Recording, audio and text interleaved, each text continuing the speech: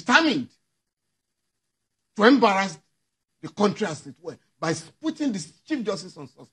That's what has happened. The premise on which the president is acting, the court order that the president, the federal government got the court order to suspend. The court order is actually saying that the defendant shall step aside, and he's also asking the president to also take necessary measures to swear in the most senior. So, what premise would you count these court order? Let me be honest with you.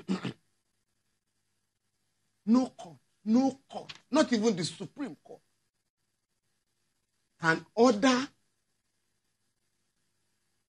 somebody occupying an office. I'm not talking of the Chief Justice now. Anybody occupying an office to vacate ex parte, because you have already determined his rights and obligations in his absence. As the late Abiola, MK Abiola will say, you can't shave my head in my absence. You can ask for an injunction to say somebody should not assume office because somebody else is occupying the office. But you cannot, on an ex parte basis, remove somebody from office and then ask somebody to take his place. So CCT saying that the CJN should step aside is wrong. No, it's not possible. I mean, and that's why I have advised the lawyers to the Chief Justice have to approach either the Code of Conduct Tribunal or the Court of Appeal to challenge the legality of such an order. And if you look at the order, as I've described it, for me, it's like a suspect document. According to that order, the lawyer that moved the motion is not stated. The date, according to the order, the motion ex parte was filed on the 9th, whereas the charge itself was filed on the 11th. What do you make of the fact that the following day after, the Court of Appeal also had an order over this matter? No, again, as I said, with profound respect to the Court of Appeal.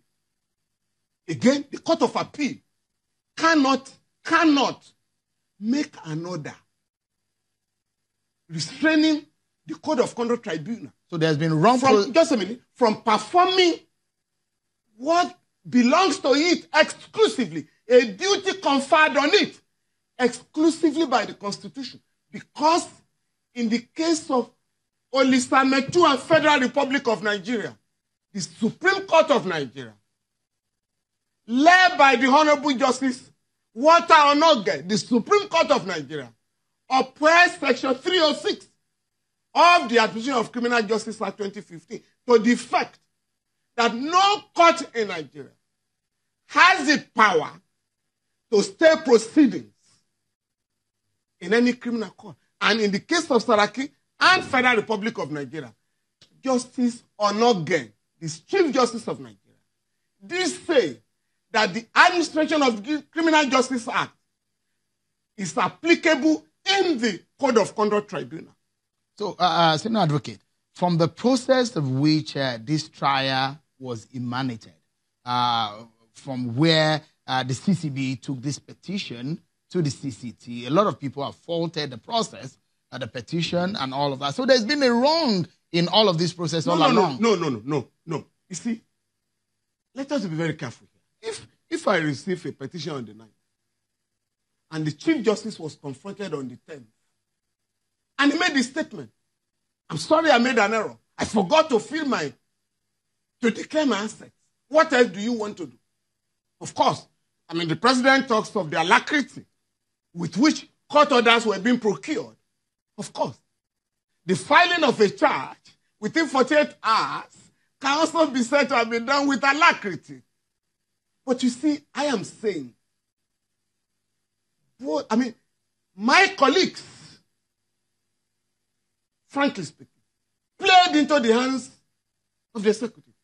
I had, like many other lawyers, insisted that the National Judicial Council be allowed to desist of this matter, conduct an inquiry, and make appropriate recommendations to the authorities.